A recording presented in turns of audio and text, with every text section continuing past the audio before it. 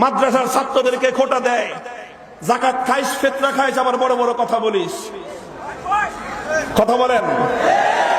প্রশ্ন হলো, তুমি যে ডাক্তার হইছো, তুমি যে ডাক্তার হলো ঢাকা মেডিকেল আর চট্টগ্রাম মেডিকেলে পড়ে, কার বাবার পয়সা দিয়ে ডাক্তার হয়েছো? তুমি যে চট্টগ্রাম বিশ্ববিদ্যালয়ে পড়লা, ঢাকা বিশ্ববিদ্যালয়ে পড়াশোনা করলা, তুমি কার বাবার পয়সা দিয়ে পড়াশোনা করেছো? তোমরা আমাদের গরিব মানুষের, মেহনতি মানুষের মাথার ঘাম পায়ে ফেলানো ট্যাক্সের পয়সা দিয়ে পড়াশোনা করো। একটা ছেলে মেডিকেল কলেজে যদি পড়তে চায় প্রাইভেটে, আজকে বাংলাদেশে প্রাইভেট মেডিকেল কলেজ আছে, একটা ছেলে ডাক্তার হতে কমপক্ষে 40 থেকে 50 লক্ষ টাকা খরচ হয়। আর সরকারি ভাবে, সরকারি মেডিকেলে পড়লে তার 1 পয়সাও খরচ হয় না। 2-4 হাজার টাকা দিয়ে সে মেডিকেলে পাশ করে নাম করা ডাক্তার হয়ে গেল। তার পিছনে এক একটা ডাক্তার তৈরি করবার জন্য কমপক্ষেও একটা রাষ্ট্রের 50 লক্ষ টাকা করে খরচ হয়। কোত্থেকে আসে 50 লক্ষ টাকা? এই 50 লক্ষ টাকার মধ্যে আমি মামুনুল হকের ব্যক্তিগত দেওয়া ট্যাক্সের পয়সা আছে।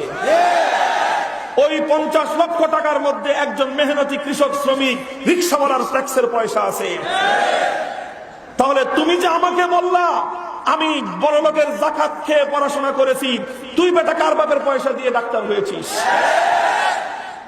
তোমাকে আমি অভিযুক্ত করতে চাই না, কারণ তুমিও আমার সন্তান, তুমিও দেশের সম্পদ দিয়ে শিক্ষিত হয়েছো, ডাক্তার হয়েছো, আমি তোমাকে অনার করি।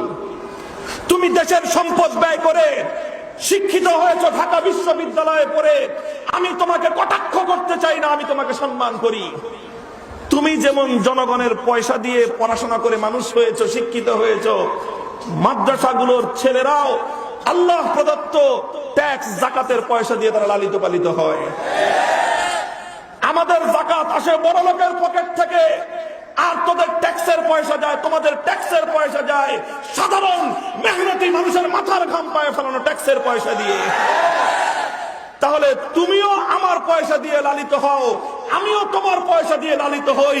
তুমি যদি আমাকে কটাক্ষ করতে আসো, তাহলে আমিও ইটের জবাব পাথর দিয়ে দেওয়ার জন্য প্রস্তুত।